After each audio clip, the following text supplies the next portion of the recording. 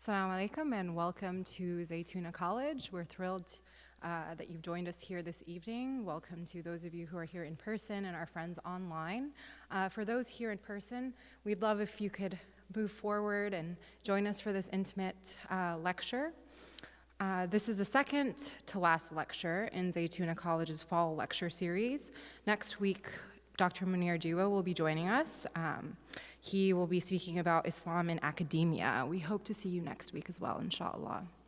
Allow me to introduce tonight's lecturer, who I am sure will offer us a very insightful view into the topic at hand. Dr. Khadija Harsolia is a Chicago native and daughter of Indian immigrants. She pursued a BA in International Studies from DePaul University. Her study abroad experiences in Mexico, Cuba, and Spain would lead her to later pursue an MA in Latin American Studies at the University of Chicago. Her thesis was titled Islam Among Latinos in Chicago. More recently, she completed a PhD in Spanish from the University of California, Riverside.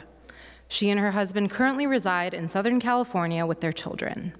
Tonight, she will, inshallah, be sharing with us her dissertation research on Muslims as a minority in Spain.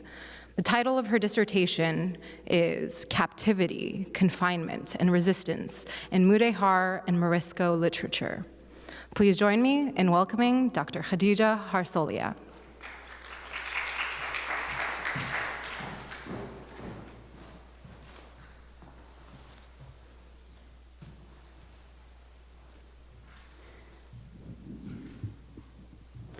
Thank you for that introduction. أعوذ بالله من الشيطان الرجيم بسم الله الرحمن الرحيم صلى الله على سيدنا محمد وآله وصحبه وسلم. It was the seventh day of the month of Dhul Qiyada. Gathered in Saragossa were a group of honorable Muslims, more than 20, and among those 7 learned alimes. After Az-Zuhr, they began to deal with our pains. There was not one person who did not say how great our loss was and of such little essence our deeds. And one stated that the works or deeds that we had, everything would count for greater merit. They rejected his saying so, stating that works didn't count for anything, lacking the heart of the matter, which is the call to prayer.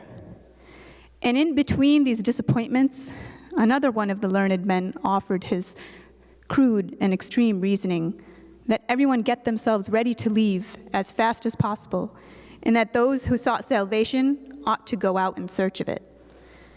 What he said everybody considered bad because it was not the example of a good Muslim. I didn't think everyone should speak at leisure because we were not in a position to do so. They said that the deed without the imam and without the caller was like the autumn rain that the ground receives, bearing little fruit. As likewise is the as-salah done outside of its allotted time. There we made al-asr together, headed by Don Manrique of Segovia, who happened to be in Saragossa on business, and whom everyone wished to honor. And I said the al-khutbah, being the youngest of all. May his divine benevolence grant us pardon, as it has been almost 8 years since our conversion. The words I just shared with you are the words of an anonymous Morisco author. He is of the descendants of the original inhabitants of what was known as Al-Andalus, or Muslim Spain. And I highly doubt that any of the initial people that settled Spain at that time would ever have thought that matters would come to what they would be for this man and this community in the early 17th century. The subject of Spain is a vast topic spanning literally centuries, starting from the early 8th century with Tariq bin Ziyad landing on Gibraltar, and all the way up through the 17th century with the expulsion of the descendants of Al-Andalus, the Moriscos. I'm here tonight to share with you a specific stage in the history of Islam in the Iberian Peninsula, namely that of Muslims living as minorities in the wake of the Spanish Reconquista. These descendants of Andalus, or Muslim Spain, the westernmost and most famed westernmost part of the Islamic world at the time, would ultimately end up being seen as foreigners in their own native lands. But to think of them as a tolerated minority is like thinking of Native Americans in the United States in the 17th century as a tolerated minority. Instead, they were a native majority, especially in the South and in the northern cities. They made up large percentages of the population. We know that in rural areas in Aragon even, that they made up equal percentages of the population.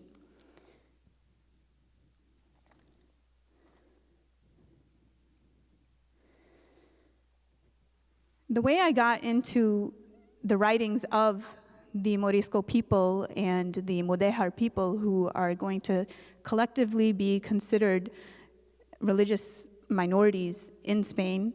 One, the Mudejars living as a political minority, during which time Islam is still permissible, but then with the Moriscos, who in the beginning of the 16th century, now they are no longer going to be able to practice their Islam, and they're going to be undergoing forcible conversions to Catholicism. What they end up doing in the Iberian Peninsula is coming up with very creative means to make Islam accessible and relevant to their lives in their differing contexts. The way that I got into studying Al-Hamiado, or learning about it, was actually in college, taking a class, a Spanish course, and hearing my professor, Puerto Rican, of Puerto Rican descent, mentioning an expression, fulano de tal. And coming from an Indian background, bilingual background, speaking Urdu and English, I picked up on that expression right away because it was used in the same exact way that I had heard my parents using another expression similar to it called fulane sahib, both to mean so-and-so or such and such person. Later, in a lecture by Sheikh Hamza, at one point, I would hear him mentioning the term Ibn Fulan. And I thought it so amazing that three cultures, three languages, seemingly worlds apart, would be able to have such an overlap in their language in such an obvious way. I would ultimately go on to learn that Spanish and Urdu share Arabic as a root language.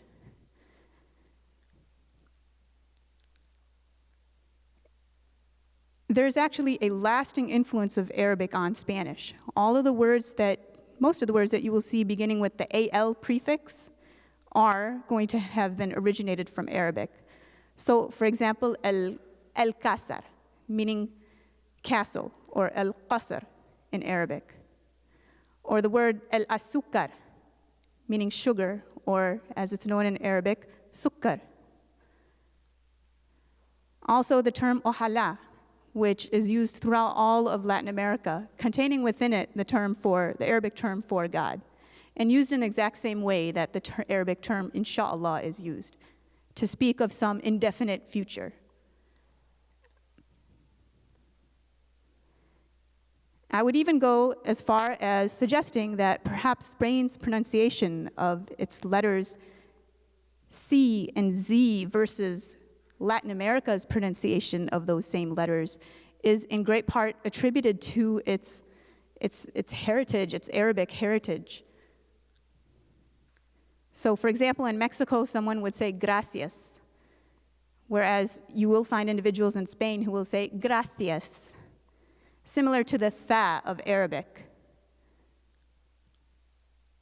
The word in Mexico for heart, el corazón, in Spain could possibly be pronounced el corazón, again, making a differentiation between these letters slightly. And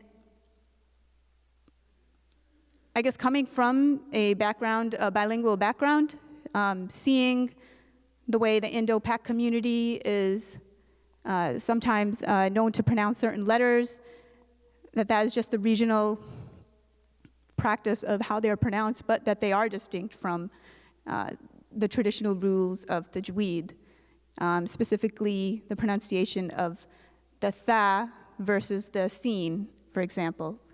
In the Indian subcontinent, they might both be pronounced just like the letter sin, the soft S. So just as some of these words that I mentioned earlier have entered the Spanish language formally, in some of the texts that we're going to look at today, there are going to be more words that were used by the Mudejar and the Morisco communities. And these are going to be known as Hispanized words. But even to those words, I suggest that to call them newly Hispanized words may not be the best way to look at them. Perhaps they also deserve just as worthy a place within Spanish as some of these other terms that have taken root in the Spanish language, such as el alcázar or el azúcar, words that have been adopted directly from the Arabic.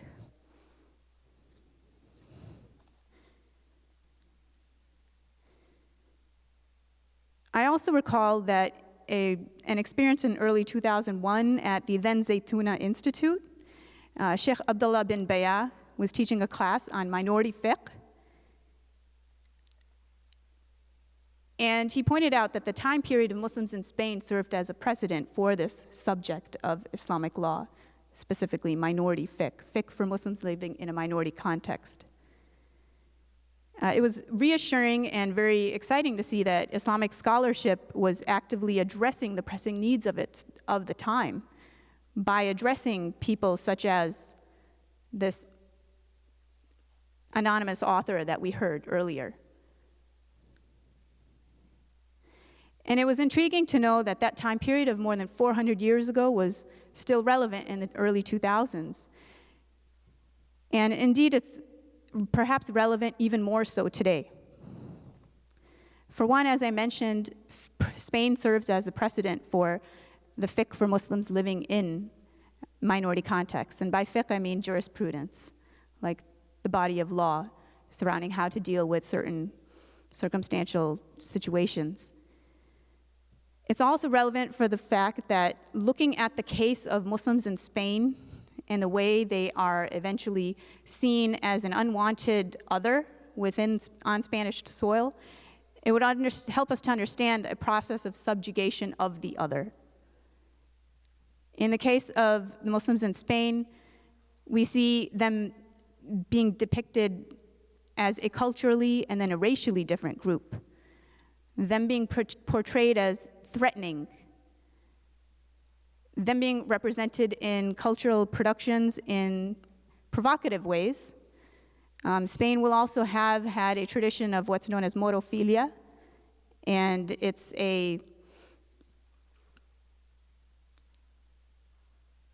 an idea of seeing the Moorish character or the Muslim character in a romanticized way, not necessarily a negative way, but looking up to the courage and the honor and the valor of the Muslim characters in certain plays.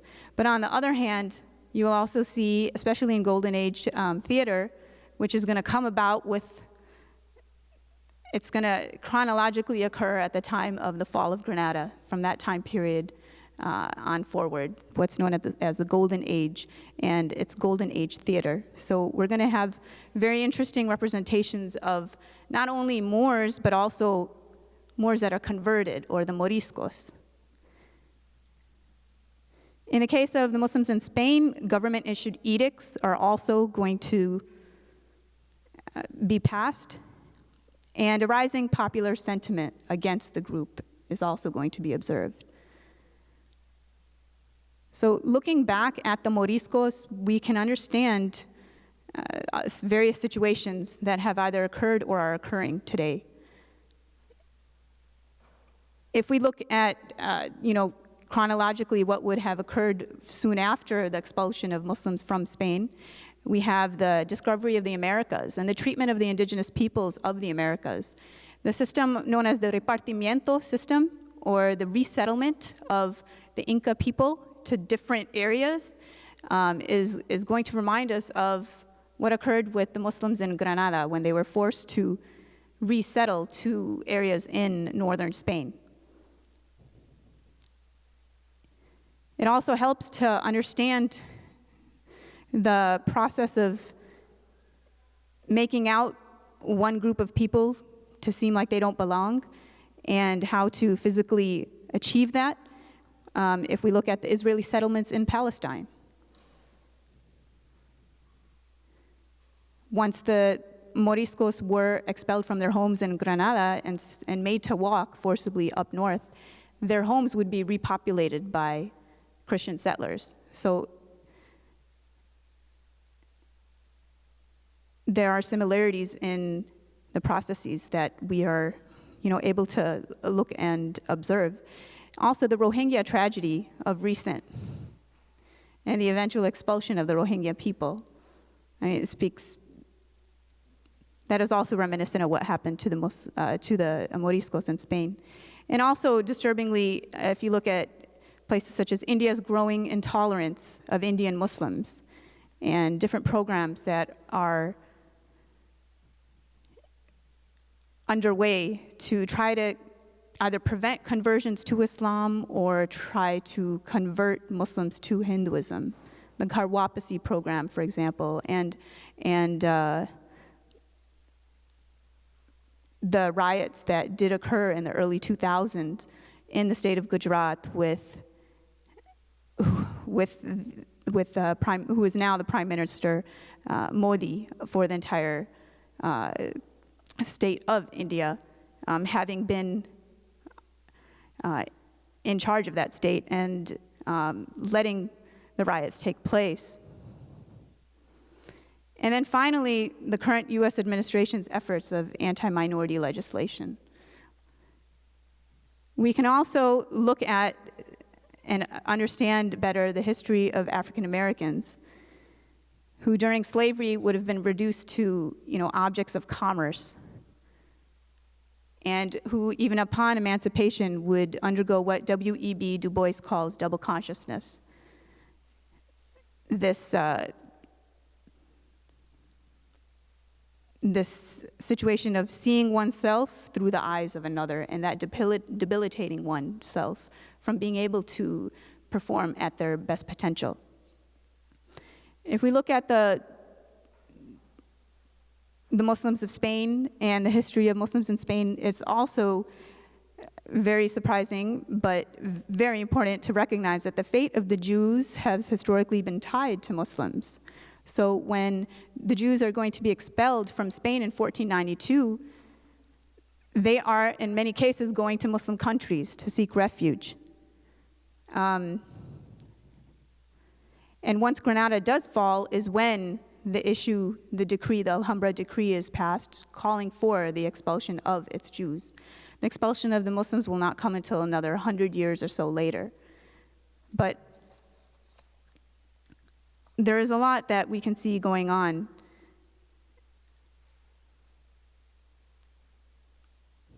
So the subject of Spain's remaining Muslims post-Reconquest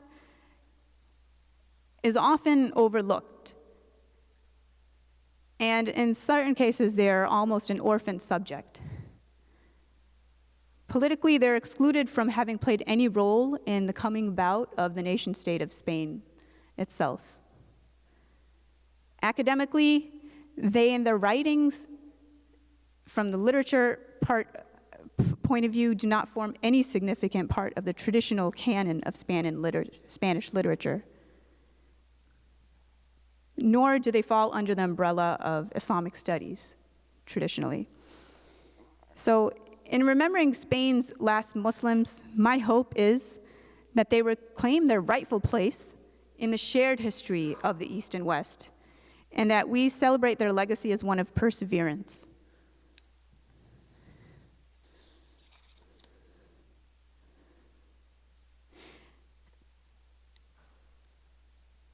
I just want to go over what I'm going to be covering today, and it's going to be a little history heavy, but I think it's really important to understand the context of the different stages of Muslims in Spain to be able to understand then the writings that these Muslims are going to be producing. And so I'm hoping today that we can go over briefly a history of Islam and Muslims in the Iberian Peninsula. And I'm going to take some liberties in the way I present it. In order to make it a little more accessible, I've tried to break it down into 3 stages of looking at them as Moros, the medieval Spanish term for Muslims, then Mudejars, the Muslims as subject Muslims upon the conquest, the Spanish Reconquest taking place and taking over various cities. And then finally as Moriscos, those Mudejars who would be forcibly converted to Catholicism. 1492 is a very important year, and Granada is a very important place because what happens there is going to have effects over the entire peninsula's Muslim population in a very short period of time. We're also going to be having the Inquisition that is formed in the middle of the 1500s, and this constant gaze of the Inquisition to see whether or not the Moriscos are being faithful Christians. So the Moriscos are going to be dealing with double consciousness in this way, always ever presently aware of the gaze upon them. And in response to that, many choose to author works of Al-Hamiado literature. And Al-Hamiado literature is basically Spanish, but written using Arabic script. And the protagonists of many of these works are generally going to be metaphors for the Morisco people or the Mudejar people. This is not a genre of literature that's just limited to one part of history. It's going to, the very first, the oldest work is going to be something that's attributed to the 13th and 14th century, known as the Poema de Yusuf, or the Poem of Yusuf, which we will be looking at in detail tonight, inshallah. If we have time, I was going to also get into a little bit of the Golden Age theater's depiction of Moros and Moriscos. And then finally, I wanted to be able to briefly mention Cervantes for his work, Don Quixote de la Mancha, Part 1 and Part 2, and in which, and the Part 2, through his use of the character Ricote, he is writing in protest of the expulsion of the Morisco people. So let's look at the Muslims in Iberia, the first stage of what I call the first stage, the Moro stage or the consolidation stage. So Moro is this medieval Spanish term used to describe Muslim. And I feel it works here for this consolidation stage because they are going to be inhabiting the land in 711 with Tariq bin Ziyad landing on Gibraltar. And within a relatively small period of time, Islamic rule is going to be at its widest in Al-Andalus, as you see here. This is by 719, they will have taken over most of the Iberian Peninsula from the Visigothic regime that was in the Iberian Peninsula at the time, and whose subjects had little resistance to Muslims coming to the peninsula. By 929, Abdurrahman III is going to declare an independent caliphate in Cordoba. And about 100 years after that, though, the collapse of the caliphate takes place. And then you have the emergence of what are known as the petty kingdoms, the Ta'ifa period. By 1085, Toledo, the original capital of the Visigothic state, is reconquered by crusading efforts. So I'd like you to remember this period as the period of the Moriscos, who eventually will be dealing with the Spanish Reconquest affecting them. So as you see here, Granada by 1360 now, or what Granada is going to be only what all that remains of Al-Andalus, Muslim Spain. There are going to be two major Christian kingdoms, one the crown of Aragon and the other of Castile and Leon in the peninsula.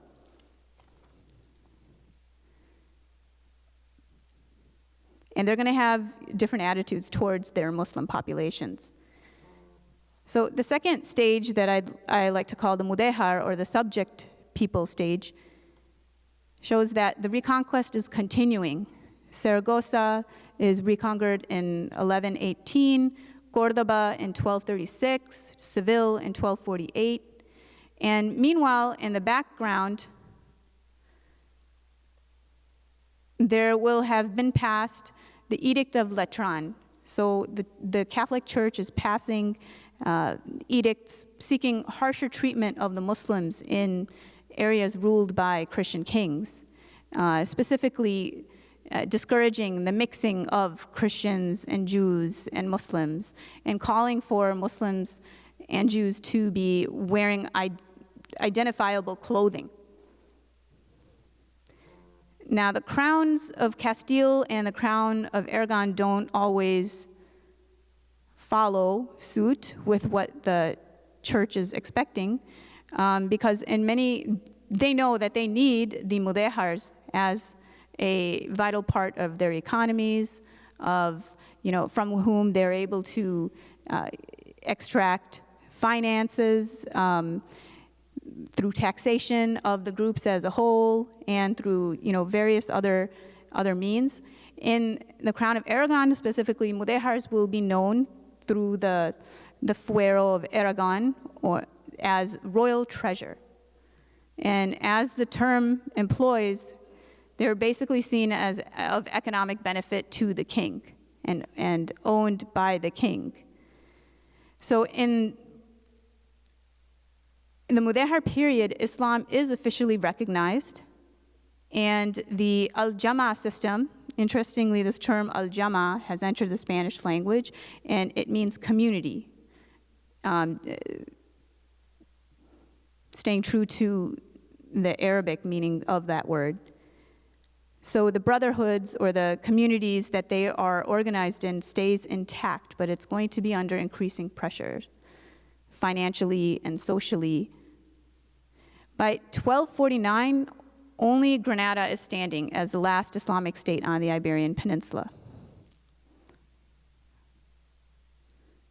So moving on to the middle of the 1400s, we're going to see the emergence of the purity of blood statutes. And this is going to prevent people of Jewish heritage and Muslim heritage from being able to enter certain professions, being able to get education in certain institutions. And in 1468, Ferdinand of Aragon and Isabella of Castile marry.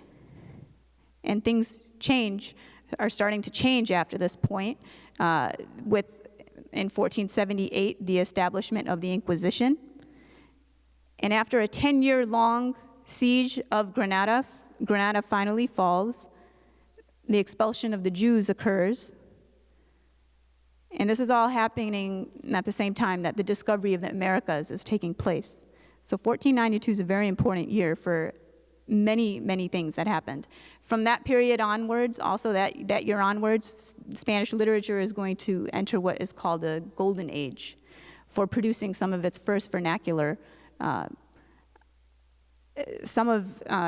major body of its vernacular works in spoken everyday Spanish, plays and other writings. In Granada itself, it's really important to think about the way the Muslims are being treated. At first, the Archbishop Talavera had a much more peaceful means of trying to win over converts to Christianity. But in 1499, the new appointed Archbishop Cisneros, his tactics lead to an uprising in the Albaycin, which eventually does get quelled, but it's too late. It has spread out to the Alpujarras Mountains also, and it's going to have disastrous effects for the Muslims of Granada. In 1500, when the rebellion of the Alpujarras, the very first one, is finally quelled, the Granadans, in punishment for what has occurred, are going to be forcibly converted. And what they had promised earlier, the terms of capitulation to allow freedom of religion of all the inhabitants of Granada, those Muslims there to be remaining as Muslims, those terms, those capitulations are going to be violated. So here's an image of the 1492 surrender of Granada following that 10-year siege of Granada. And it said that there was not hardly any food left in the city. All of the fields on which food would be grown outside of the city were being burnt constantly, in this ongoing warfare. And access to the water routes, they no longer had access to those. The Alpujarras were no longer controlled by Granada. Here's an image of Muhammad XII's family in Alhambra, in the Alhambra Palace, moments after the fall of Granada.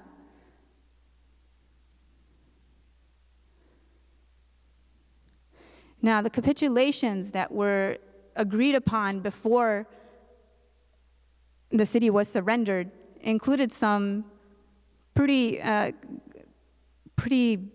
clear rights to the Granadans, including the protection of their persons, their families and properties, the right to remain in their homes.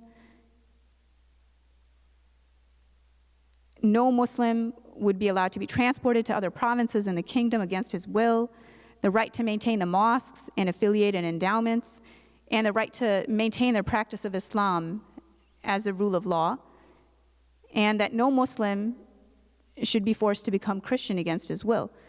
There was one loophole to the capitulations, and it reads, "It shall not be allowed for any person to mistreat by deed or word any Christian man or woman who, previous to this treaty, has converted to Islam. That person shall not be forced to become Christian against her will. She shall be interviewed in the presence of Christians and Moors, and her will shall be followed. And the same will be done with the boys and girls born to the Christian women and a Moorish man." So you can see how this leaves those converted wives of Muslim men vulnerable to being questioned by the authorities. And various tactics are going to be used by the Castilian forces to try to convert from the very top social level of the Muslims. But when the story goes that one lady, the wife of one Muslim man, that she was being called by the authorities to be taken in, to be questioned, and that she started making it very clear that she did not want to go with them, and she was being harassed, and this led to the Muslim men to rise up against what was happening, and in the process, a Christian authority was killed, and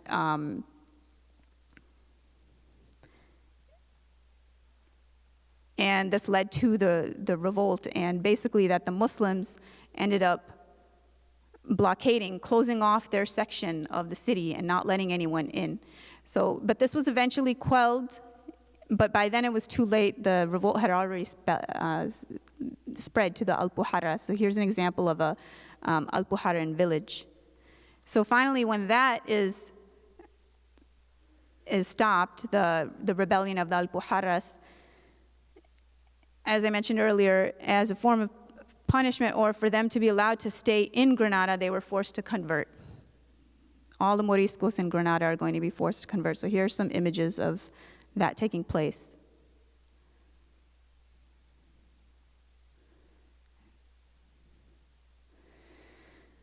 Now, entering the third stage, which I call the Morisco or the Cruptomuslim stage, in Granada, you're going to see in 1501 that the burning of Arabic books is taking place on a large scale.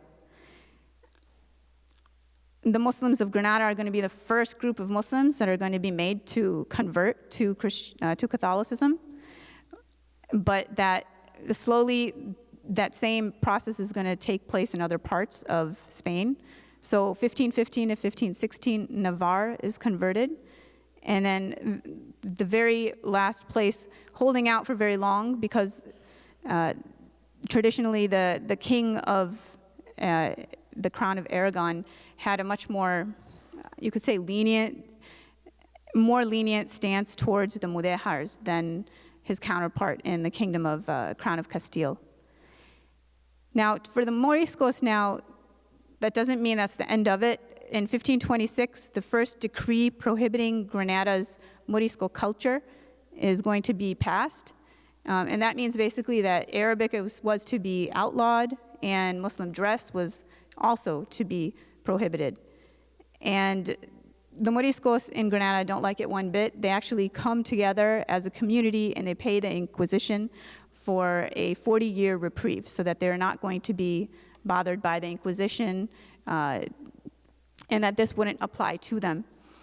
40 years pass, 1566, the decree is reinstated, and Morisco children are supposed to be forcibly indoctrinated in Catholic schools. And this doesn't please the Moriscos very much either. They do try to make negotiations to try to stop this decree from taking effect, but they are not successful in doing so. And in 1568, the second rebellion of the Albujarras takes place. And that goes on till 1571. And in 1571, then a huge number of Granada's Moriscos, some 80,000, are made to disperse and resettle up north to live among old Christians.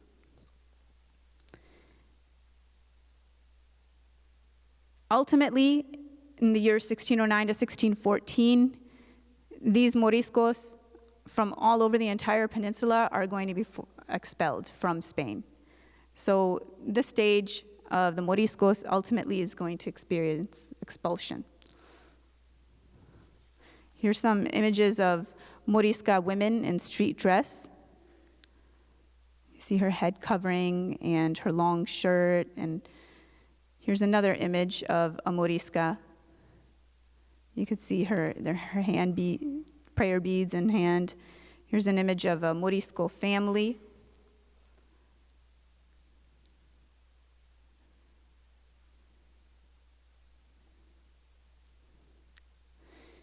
The areas where fighting took place in the revolt of the Albujarras.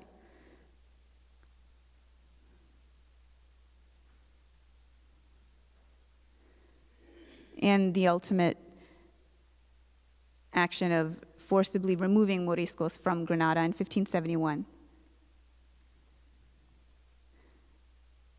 And they were forced to make the journey by foot all the way up north to Castile.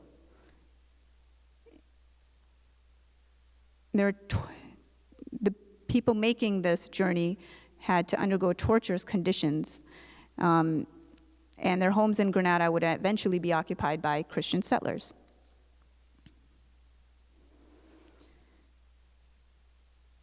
Here's an image of a painting of the expulsion from the port of Valencia in 1612 and 1613.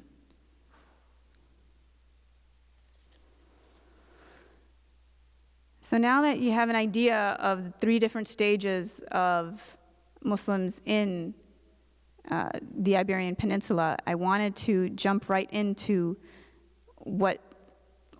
some of the writings by the people who are undergoing these trying times. The very first text is known as El Poema de Yusuf, or the Poem of Yusuf. And in historic context, it's from Aragon, believed to have been written in the late 1200s and the early 1300s, but its relevance remains throughout the Morisco period, because they're going to be rewriting this text and circulating it amongst their communities.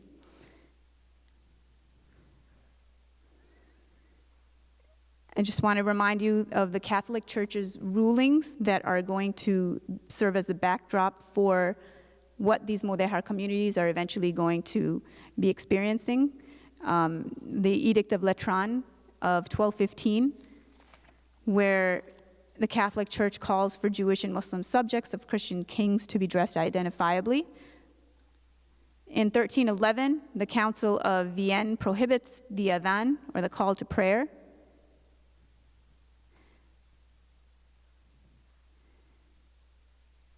But Muslims are going to be seen as royal treasure in Aragon. And that meant that all Muslims belong to the king. They're specifically referred to as our royal treasure. And they're taxed as a community also. However, the king's favorites are going to be exempted in certain cases. But that doesn't mean that the overall taxation of the Muslim or Mudejar al-Jama as a community is going to be lessened. No, that just means that the burden is going to shift over to the rest of the members. So what we see in Spain's case in the Mudejar al-Jamas are basically the breaking of horizontal ties between members of the community to establishing more vertical ties, direct ties with the king. And by being the king's favorite, you didn't have to pay taxes, but it's not going to yield very brotherly affections amongst members of your Jama. So the Mudejar al-Jamas are going to be seen as, a vital part of the king's budget. When the king is going through, a budget problem, when the royal budget requires it, they're going to look to their Jewish and their Muslim Mudejar communities to be able to take out loans. So there are morerias that are going to be coming up in Aragon, and morerias are basically neighborhoods that are exclusively inhabited by Muslims. And there's going to be corresponding juderias. And in Castile, you're going to see the combination of the universitas, like the neighborhoods for Christians, neighborhoods exclusively for Jews, and neighborhoods exclusively for Muslims. Castile has greater restrictions on its Muslims in terms of clothing.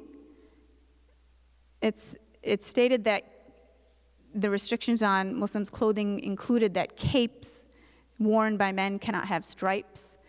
They cannot be green or bright red in color.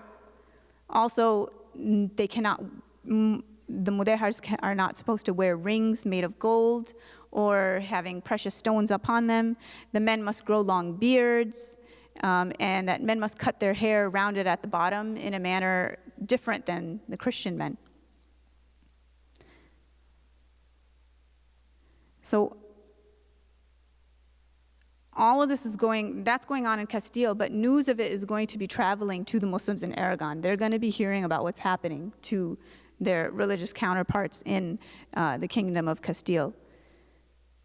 The plague is going to break out in the middle of the 14th century, and also there's going to be an ongoing war between Aragon and Castile.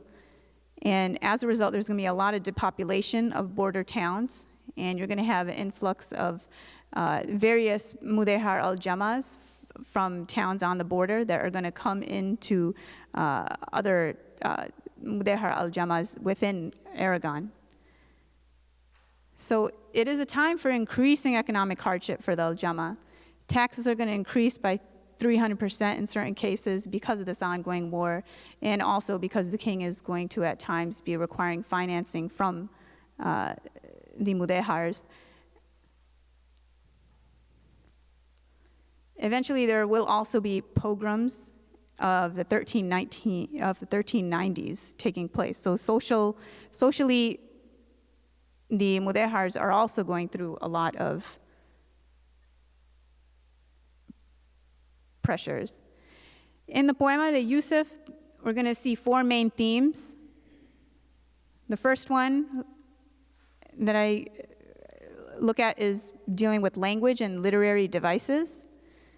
And because it's rich with metaphors and similes and intertextuality, adaptations of words from Arabic to Spanish, Arabisms, using words that are directly borrowed from Arabic.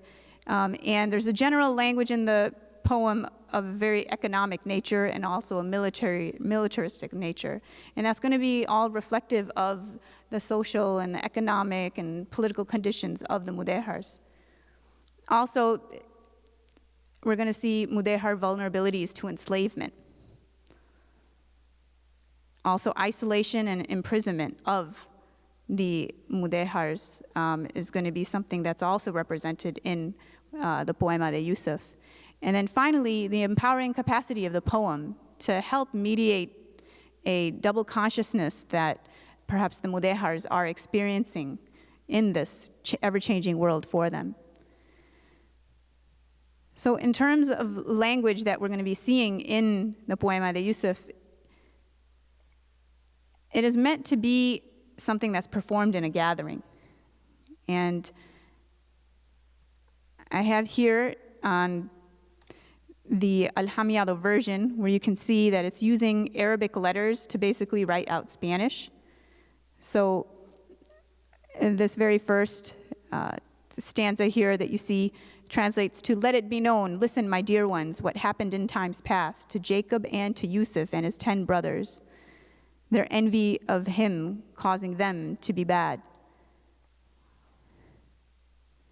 There are also use of Arabisms or more formulaic Arabic phrases, such as alayhi salam and bismillahir rahmanir rahim. And these are going to be used without offering any translation because they were probably used so commonly amongst the members of the Mudejar community. The Poema de Yusuf is also going to adapt classical forms of reading, which are generally learned in the science of the recitation of the Quran, known as the tajweed rules. So the long vowel alif, the dal and the alif, for example here, is going to be pronounced according to the Warsh pronunciation of the Quran. And it will allow for the Mudejars to get that sound, that A sound. So in the case of Dal, Fatha, Alif, Sakin, they have the word day, okay? If you're familiar with the Hafs recitation of the Quran, this pronunciation of the long vowel would seem very unusual, but it works when they use the Warsh pronunciation, which is going to be which is very common in North Africa, and it will have come to Spain as well, and here we see it helping the Mudejars be able to express their world. The shadda is also going to be used, which it basically gives like it doubles up the whatever letter it appears on.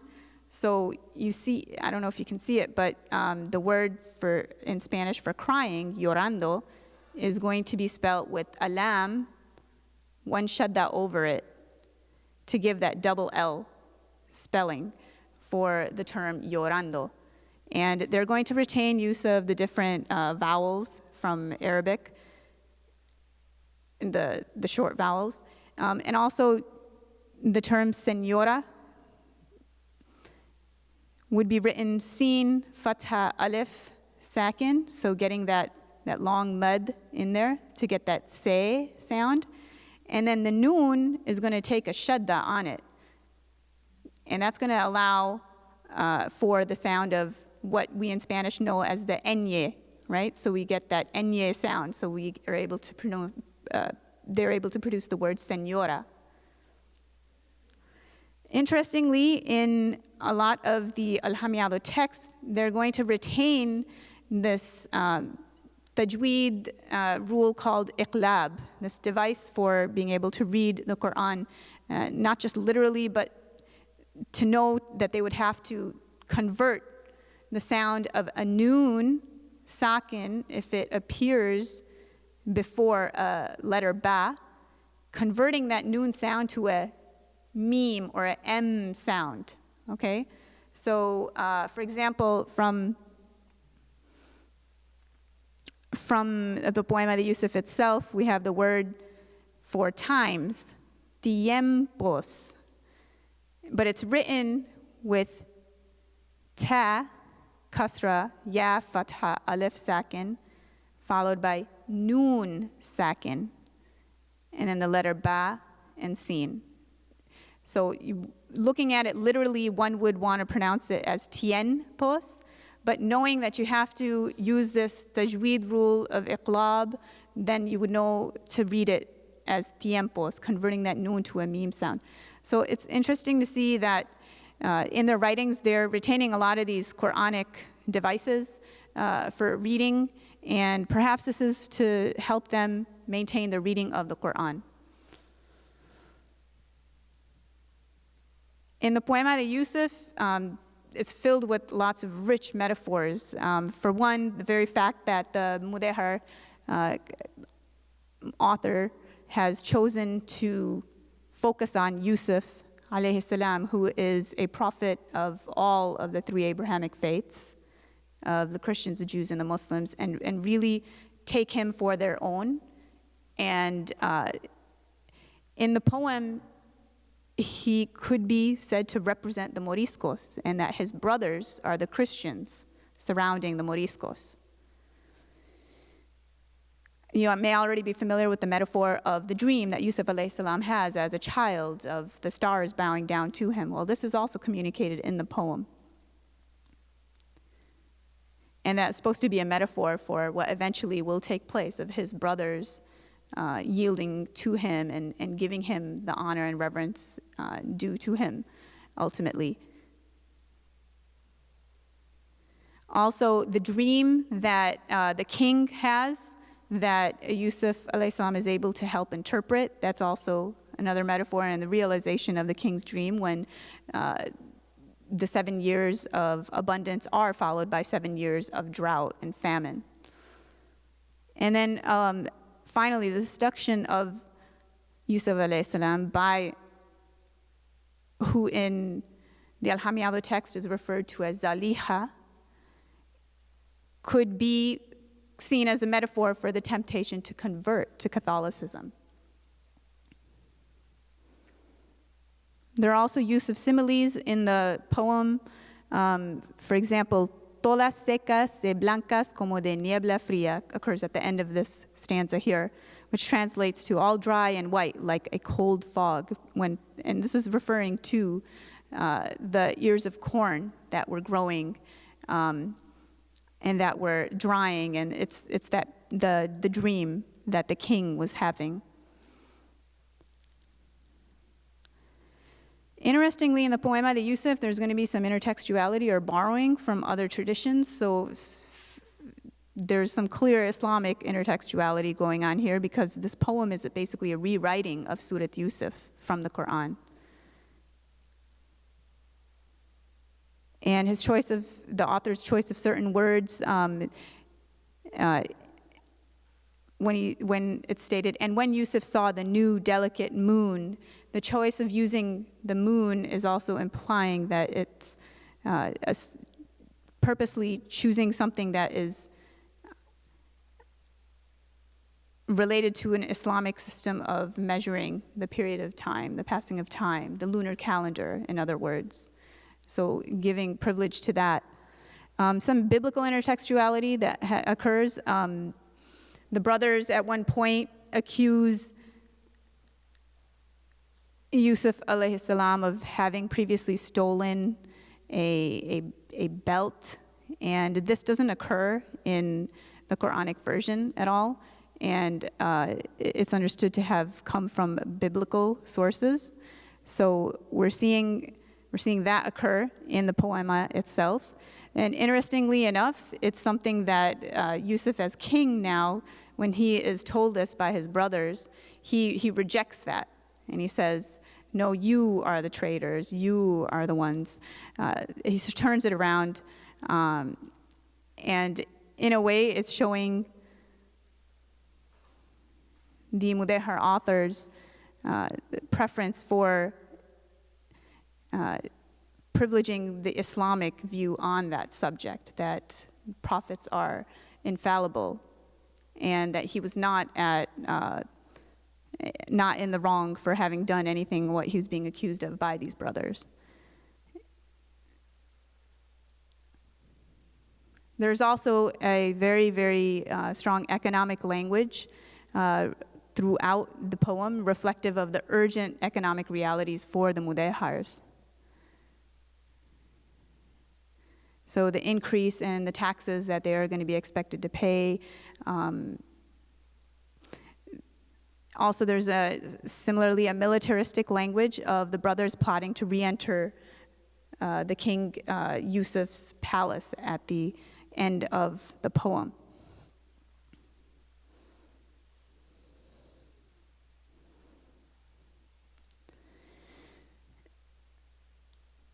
Another major theme in the Poema de Yusuf is the Mudejar vulnerability to enslavement, and just looking at the way that Yusuf alayhi salam in the poem himself is enslaved and sold.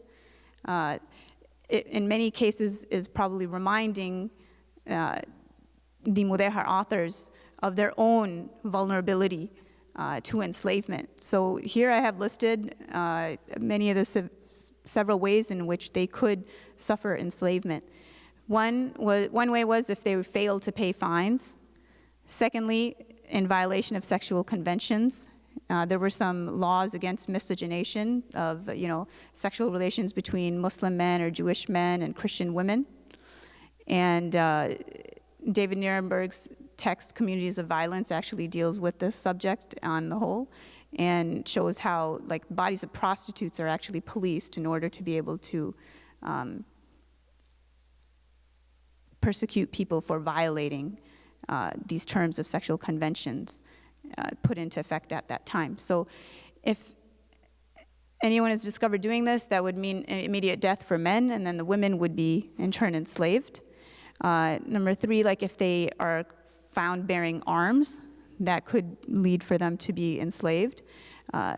Also, if they travel without permission, could lead to their enslavement. In violation of the dress code, could lead to their enslavement. And this is particularly interesting because in the poem, we're going to see descriptions of Yusuf alayhi salam being dressed in a very extravagant attire, using materials that are very luxurious. So the stanza 186 reads, "The clothes he wore were of great value, made of gold and silk and beautiful skill. He wore precious stones from which light shone, and what's more, he wore a cap and a rich scent." So that's my rough translation of the Spanish. Mudejars could also be enslaved if they were discovered while changing owners or immigrating illegally, and then finally for begging outside of the Moreria. And I just wanted to point out that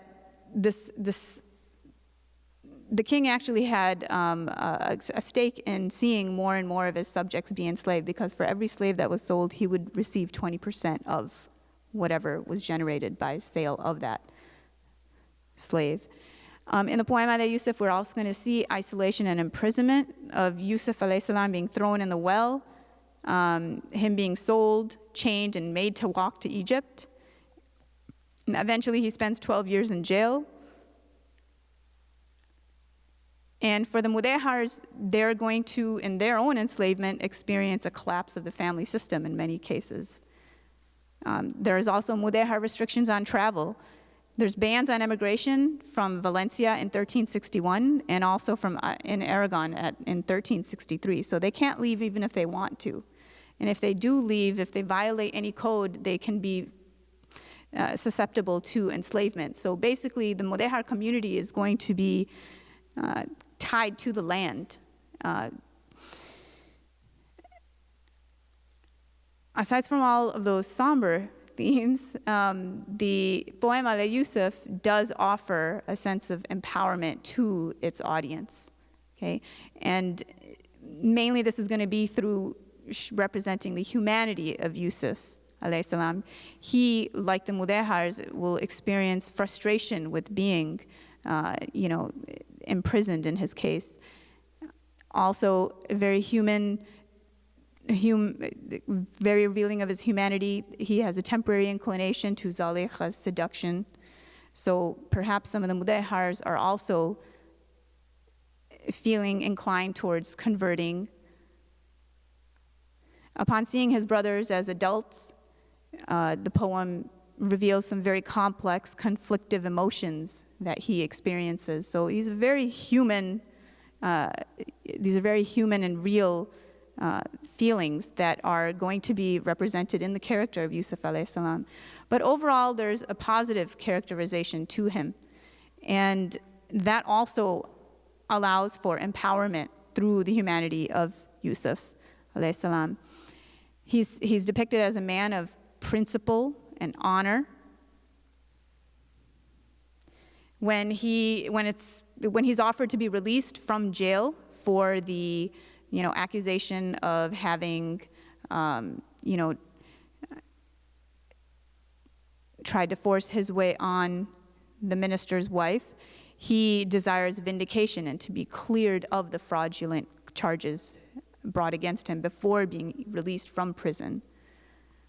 The king at one point expresses desire for him to be his son, actually, and eventually to even be king. So this is going to differ from the Quranic chapter. Also, in terms of his appearance, he's called barba donosa, or graceful beard. So here's another literary technique, synecdoche, using a part to refer to the whole. So graceful face, in other words, is what we can understand that to refer to, where contrary to what is expected of Mudejars to have long beards, he is going to be represented in this poem as being clean-shaven and made to wear fine clothing, right, in opposition to the restrictions on Mudejar dress code. And as king, in the Poema de Yusuf, he becomes king, not just minister. The roles are reversed, and we see a sort of, theater within theater, you could say, of the brothers not knowing that he knows they're his brothers. So Yusuf and Yaqub are alayhi salam at different times call the brothers traitors. And that term traitor is going to be used a lot in the poem. And we will see in the history of the Morisco community specifically that that's going to be one of the main accusations made against them, that they're political traitors, that they are collaborating with some outside force, that they're seen as a political threat. So betrayal. Also, magnanimity is going to be another characteristic of Yusuf as king. So these are all very positive, characteristics of him that the Mudejars can be very proud of and call this figure their prophet also. Also, there are miracles that occur after Yusuf alayhi salam in the poem makes supplication or dua. And in doing so, he's aligned with the divine. And you can just imagine how the Mudejars at this time going through the challenges that they're going through as a community. I forgot to mention that economically, even if they need to raise more money as a community, they're not allowed to tax their own members. Instead, as a community, as a al-jama, they are forced to take out more loans, okay? So it's just, financially they're going to be weakening more and more with the passing of time. And it's, you can imagine how reading about the miracles of Yusuf alayhi salam in the poem would offer them a great deal of, empowerment. So different from what may be read in the Quran, in the Poema de Yusuf, one of the miracles that occurs is Yusuf alayhi salam, Yaqub alayhi salam, his father, makes a dua, and afterwards is able to actually speak with the wolf, who the brothers claim had killed their little brother. And so we see the appearance of the wolf actually saying to Yaqub that I didn't do that. Also, while Yusuf al-Islam is being made to march, to walk to Egypt, he is hit by someone, and immediately a storm breaks out. And the person in charge of taking all the slaves is trying to set the record straight to find out, like, did someone wrong someone here? And that's when it comes out that he was hit by that other individual. And in character with the magnanimity of Yusuf al-Islam from the Quran, even there he forgives the person that has hit him.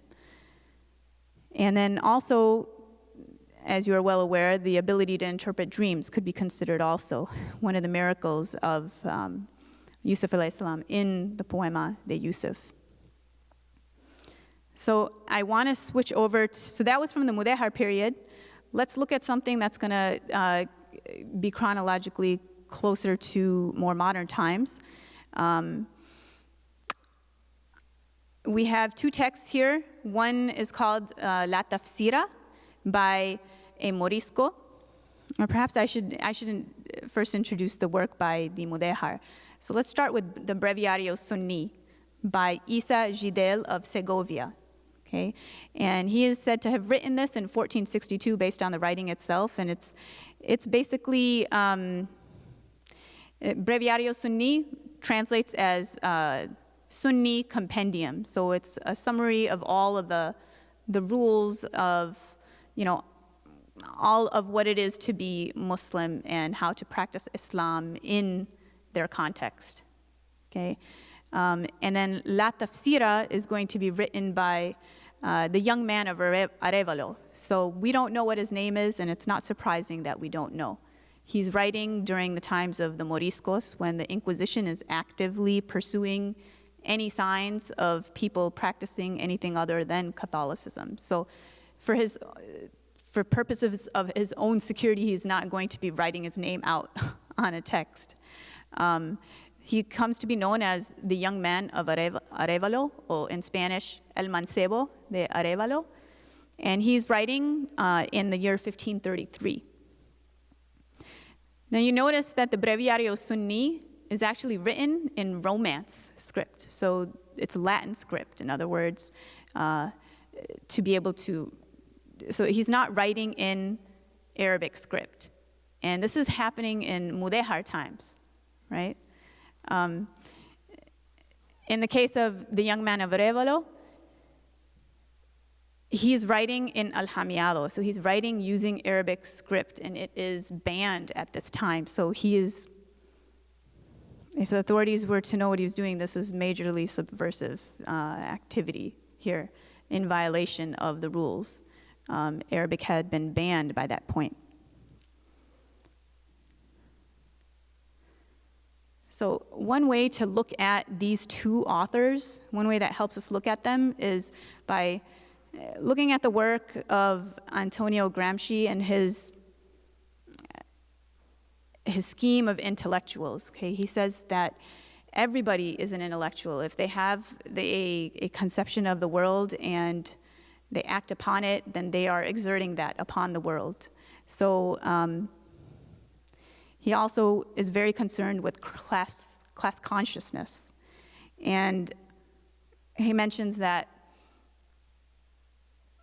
academics are considered traditional intellectuals, but that in truth they are also siding with the overall hegemonic order. So that by default they are affiliated with a particular conception of the world. And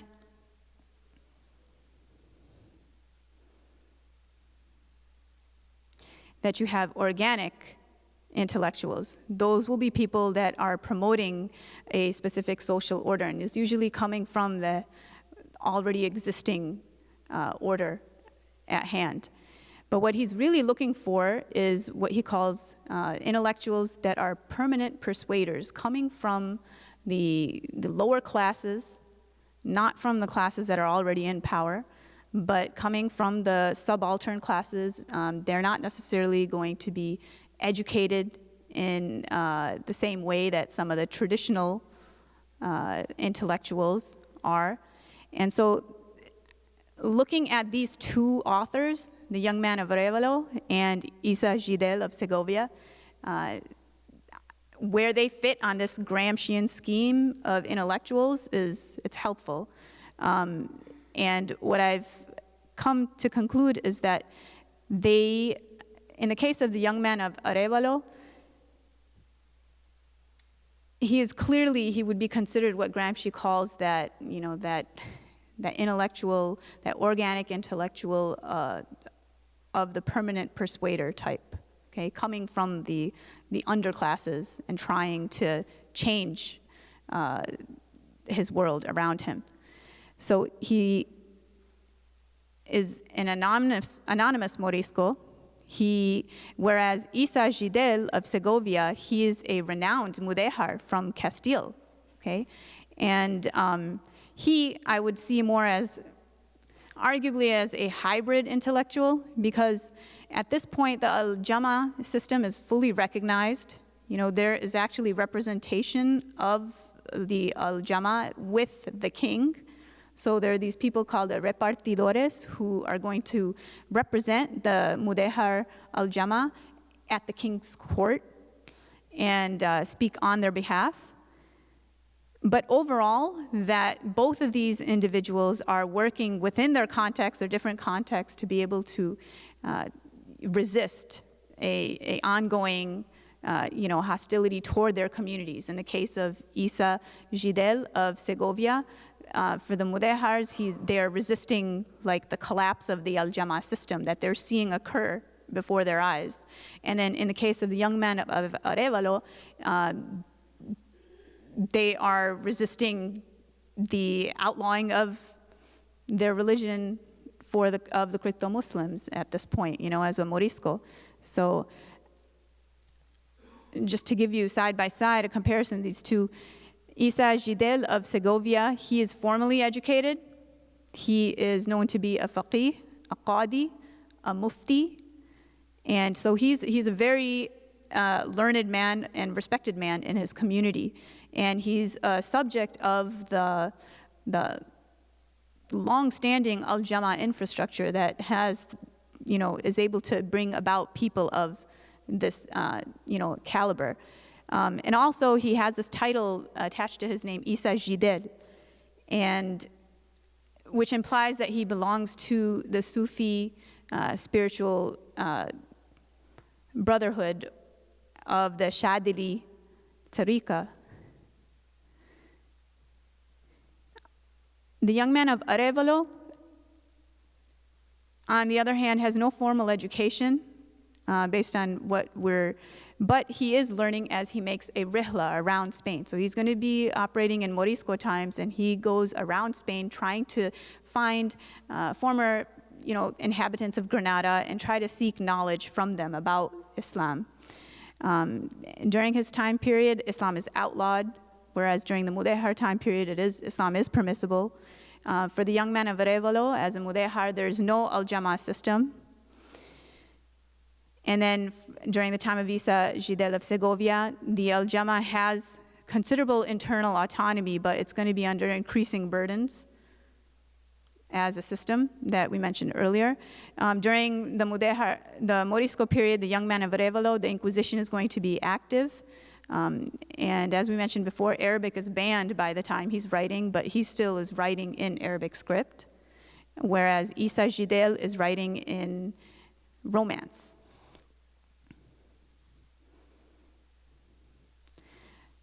So the young man of Arevalo's La Tafsira is basically,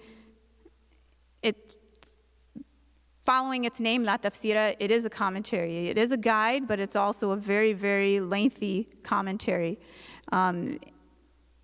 Isa Gidel's work, the Breviario Sunni, is like your complete guide to Islam in Mudejar times, okay?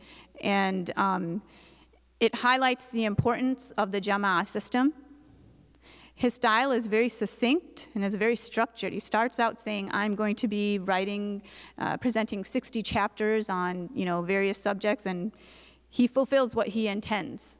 And it's a very clear text, and he says himself, so that length cannot be an excuse because lengthy writings belong to those who have secure maintenance. And that ceases to be the case for the Moros of Castile. He covers various topics such as creed, and with 13 main articles of creed, very systematic in presenting his material. He'll first present a term, he'll present the definition, and then any other related material. He also covers jurisprudence, what are known as traditionally as the pillars, prayer, fasting, charity. He also mentions the importance of the al-Jama. He offers various rulings for different offenses, and he stresses the day of judgment as being imminent, as a means to bolster his co-religionists to action. He does provide, interestingly, one dispensation, which we're going to also see El Mancebo de Arevalo borrow in his text, and that's the circumcision of males. Okay? He says, it's good to abbreviate such an act and more in lands of restraint for the resultant inconveniences. So in Mudejar territories where families are being harassed, if it's discovered that their children are being circumcised, it seems that he is offering them particularly this dispensation. On the other hand, so I mentioned that the Al-Jama system was very important to Isa Gidel's work, and the Jama is able to actually deal out capital punishment. Okay, they have that autonomy and the authority to do that as a system. On the other hand, for the young men of Arevalo, the Al-Jama system does not exist. There is no government system whatsoever for the Muslims remaining at that point. So he offers what are called al-kafaras, or penances, okay, self-inflicted punishments. So for example, for zina, he prescribes fasting a certain number of months. And then, other things included in things that require al-kafaras or personal penances are false testimony, insulting parents, blaspheming Allah, insulting the Prophet, and then he also offers, similar to Isa Gidel, and maybe following his, having set the precedent for it, the dispensation, particularly omitting the performance of the Hajj.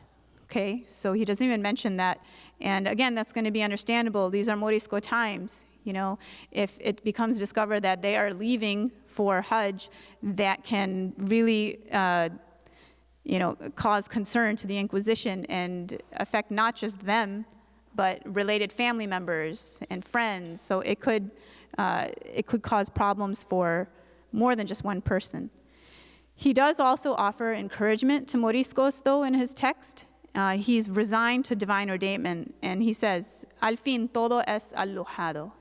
So we have this one Hispanized word, alojado, going back to the preserved tablet, the term for the preserved tablet in the Quran, Allah al-Mahfuz, to mean at the end everything is decreed, right? And then he says patience is an amajo, or it's used in the sense to mean an expiation for sin. We do see some biblical intertextuality in his text, so he's borrowing from the biblical sources. He refers to God at one point as Father, Padre, speaks of sin of woman in general, and he also mentions the prophets Nuh and Lut, alayhi salam,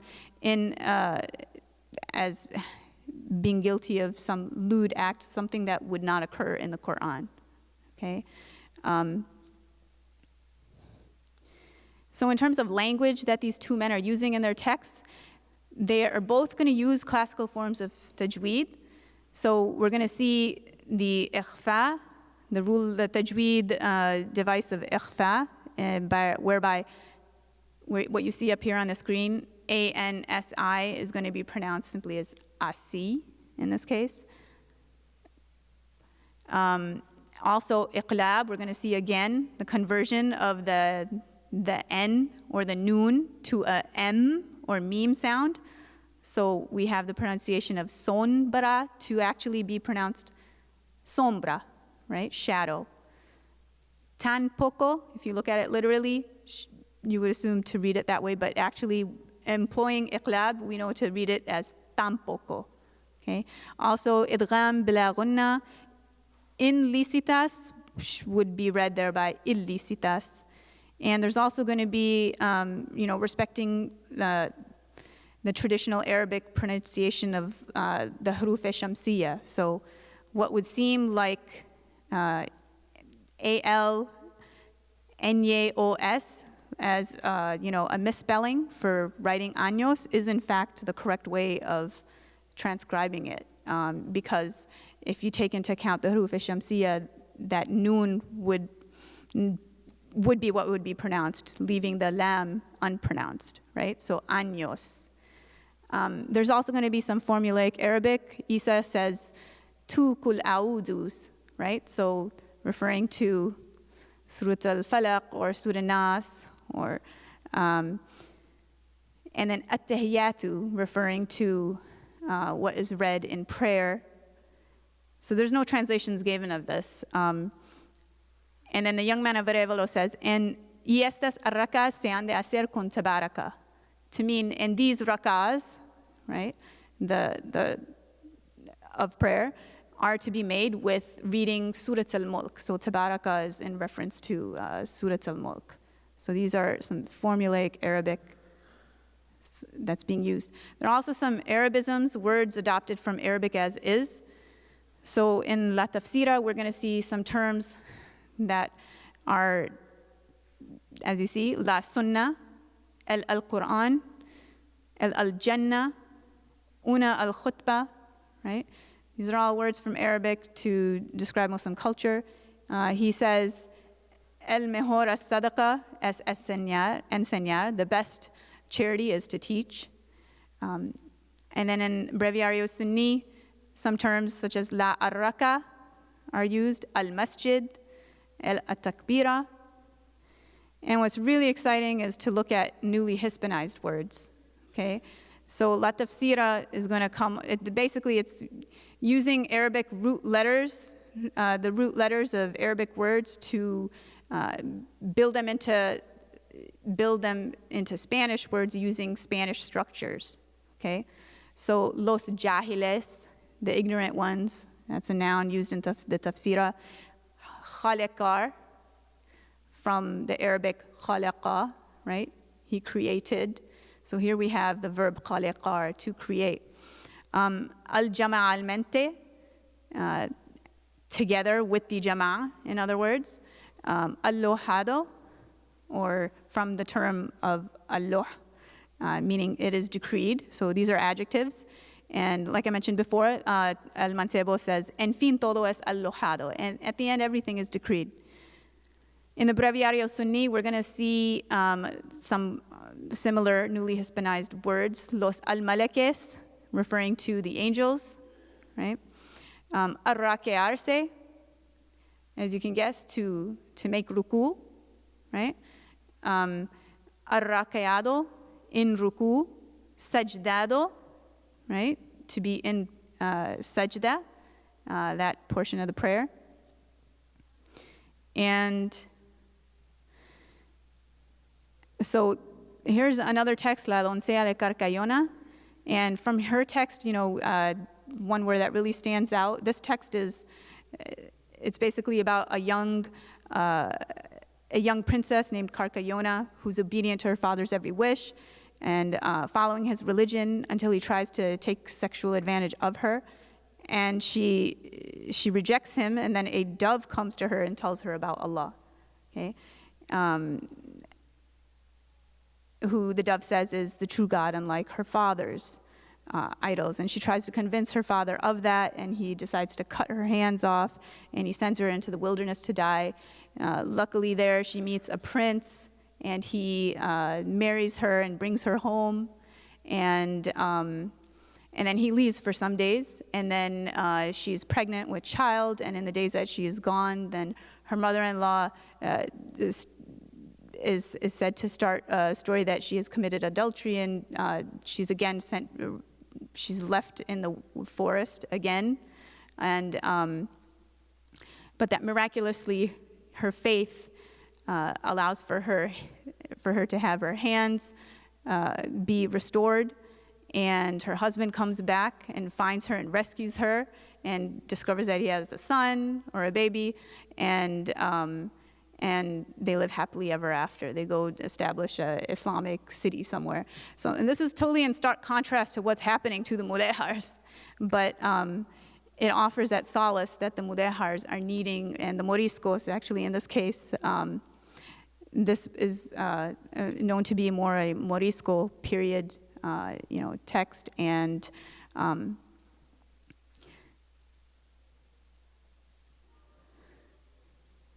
I was just going to finish off with a few texts that you may want to look at. These are actually Spanish plays, Golden Age theater plays, that have Morisco characters. So, for example, El Amete de Toledo and El Amete, is going to be probably referring to, similar to the Arabic name, Ahmed. And he's not going to be depicted in the most positive way. And so these are some plays that the Moriscos are going to be seeing of themselves being performed on stages. And that's why plays like this that they do come across are going to make their own writings even more useful and powerful for them to have a voice of their own for themselves, to empower themselves thereby. And there is always going to be a sense of seeing the main Muslim protagonist in this particular case, Amete is seen as a noble slave. So you see how that contradicts, and he says that, how am I noble? I'm walking here to there as if I'm a chess piece, right? And so in this play, we're seeing how that character, Amete, is like a metaphor or a case study of what is going to be occurring to the Muslim population, the Moriscos, right? The various forced moves and whatnot, eventually leading to, at the end of the play, his death, even after he converts. So, so these are some plays that are contemporary to the Morisco population. Another one, actually, that comes up much later and looks at in a much more romanticized way. The main character is Amar después de la muerte, and it's also called, which translates as loving after death, and it's also maybe called El Tusani of the Alpujarras. So it romanticizes this character Tusani who is out to avenge his engaged love, who was killed by Christian soldiers during the rebellion of the Alpujarras, and that he infiltrates the Christian army and he goes and he takes revenge, and that for him having fulfilled what is called courtly love, amor cortés, of the time period, that he is presented as more Hispanic. He's able to pull off looking like he's Hispanic, in contrast to his to another character in the play called Al-Cuscus, who even by that name itself is, he's a comedic character. It's like a character called Gracioso, which is very common to this genre of the Golden Age theater. But in characters like him, we see a racialization occur of the Morisco, linked to speaking Spanish very poorly. And at the end of this play, his Al-Cuscus, this other character who is working alongside El Tusani, Al-Cuscus is the one that gets caught, and he is the one that ultimately, he tries to play off that he is Spanish. He changes his clothes and he doesn't even talk. But it's still decided that he is going to be killed. So he says, at the very end, he says, es ley morir el más feo, meaning like, is it the law to kill the most ugly, right? So we're seeing like a racialization occurring of the Morisco people through characters like his, right? Who are not able to, they're speaking very broken Spanish. It's a misrepresentation of them in many respects, but, and then finally, just want to end with mentioning what is considered the very first novel in the Western world, Don Quixote de la Mancha, Part 1 and Part 2. And in this, Cervantes, in 1617, he publishes after the Muslims are expelled. And in it, he's protesting the expulsion of the Moriscos through a figure known as Ricote. Ricote is actually a good friend of Don Quixote's sidekick, Sancho Panza, that everybody loves, right? And he sees his friend Ricote coming back all dressed up in disguise, and when he's finally aware of who it is, it's his old neighbor Ricote, who had to leave during the expulsion.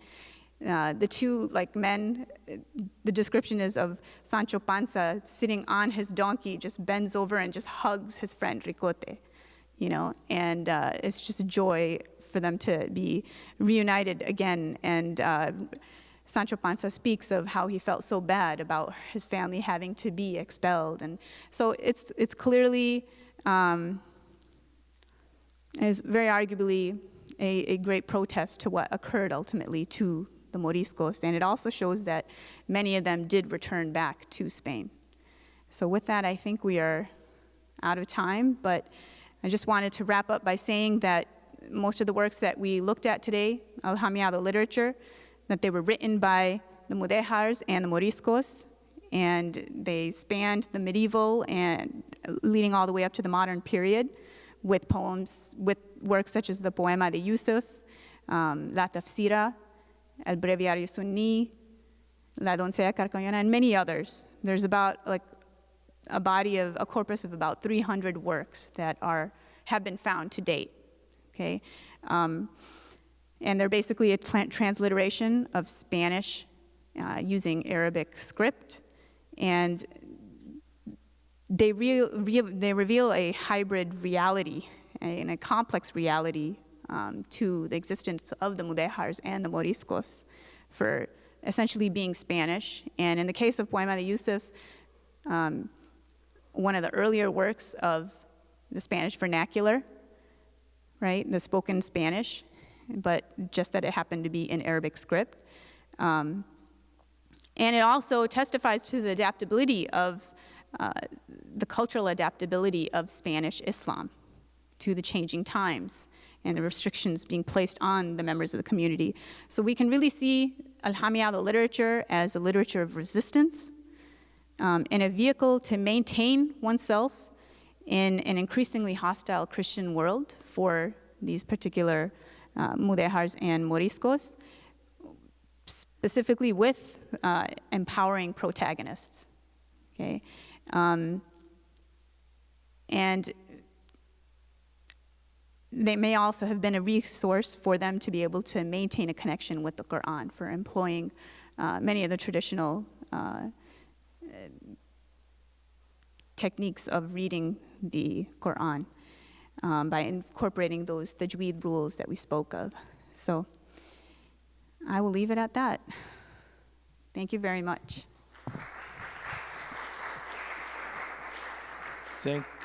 Thank you very much for a very packed presentation, mashallah. I know we're at the end of our time, but if there's someone in the audience who has a question related to tonight's topic for our presenter, please just quickly go forward to the Q&A mic that's right there on the left on the floor in the front, and we'll take 2 questions from the floor.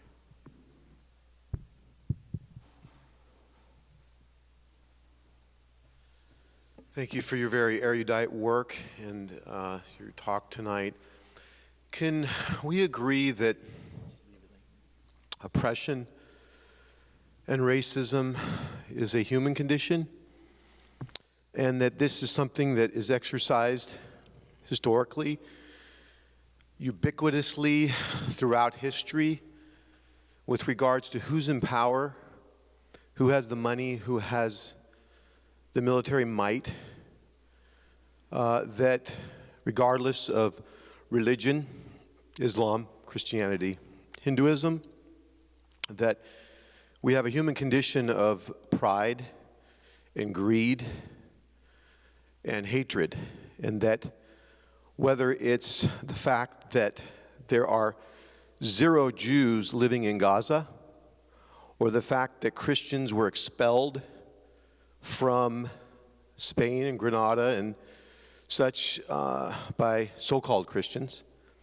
that this is a human problem, that regardless of where the hegemony resides, whether it's Western European powers or whether it's Arabic conquest with a scimitar in the name of Islam, that as human beings, we have a propensity towards oppression, racism, and hatred. And can we just humbly acknowledge that we should humble ourselves before one another and before God and repent of our own pride, our own racism, and our own narrow-mindedness, and recognize that we must fall before a merciful God, ask for forgiveness, and move forward in love. Amen. Thank you. Ameen. Thank you. Thank you. Thank you for your talk. That was really powerful. Thank you. Are you familiar with the Mahmoud Darwische poem, 11 Stars over Andalusia, written in 1992? No. Okay. I was thinking about it when you were talking about the poem of Yusuf, because it, in its title, it's evoking Yusuf. And it's a poem that it's set in the fall of Granada in the voice of a speaker who is being expelled. So I'm wondering, as I listened to your talk, whether Darwiche had read the poem of Yusuf, or had heard of it in some way. And anyway, that's something that came to my mind. So Thank you. yeah. Thank you for that. And if you don't mind, I'll just take one question from online and to close the night. Umair Sheikh asks, is this history related in academia in Spain today? I would have to say that the discipline of history has been responsible for us getting to know much of what we do know about the Mudejars and the Moriscos. There's a lot more that I think has been done on the Mudejars in an area of academia called Mudejar Studies. So people like L.P. Harvey, and I can share a bibliography with people that are interested, but there are, John Boswell dealing with 13th century Aragon, Mudejar communities. There are people that have done amazing work to make that period of history accessible to us. So in terms of the literature being covered, I don't know that most universities are assigning Poema de Yusuf to be read as, part of the canon of Spanish literature. No. But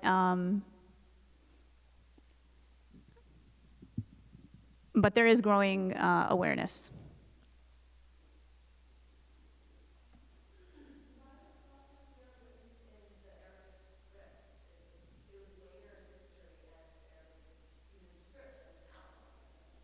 Yeah, I mean, it's very interesting to wonder why he wrote in the Arabic script, or in Al-Hamiya, right? These may have been regarded as sacred texts, teaching about the deen of Islam, the religion of Islam, and maintaining that Islamic identity.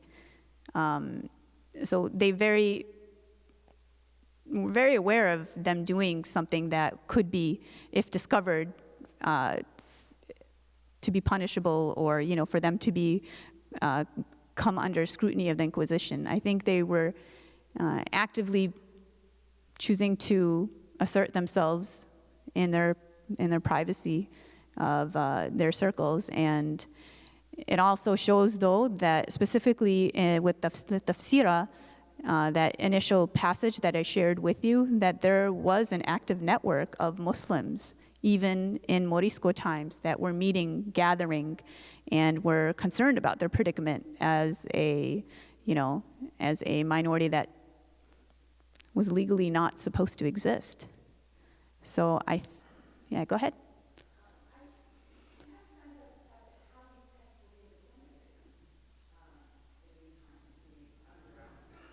So Vincent Barletta, in his book Covert Gestures, he points out that these were meant to be read in many cases, to groups of people, gatherings of people, and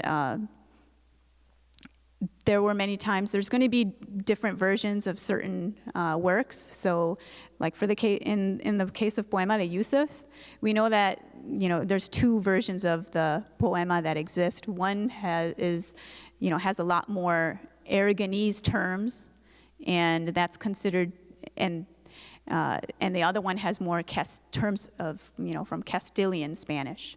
So it shows us the Aragonese version is considered to be the older, more original version. So it's considered to have originated in the Aragonese Mudejar community.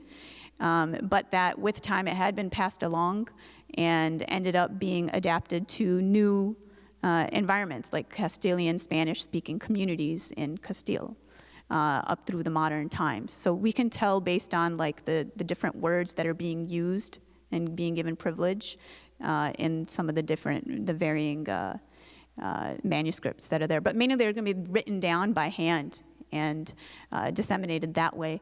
It's really interesting to look into the history of where they're discovered.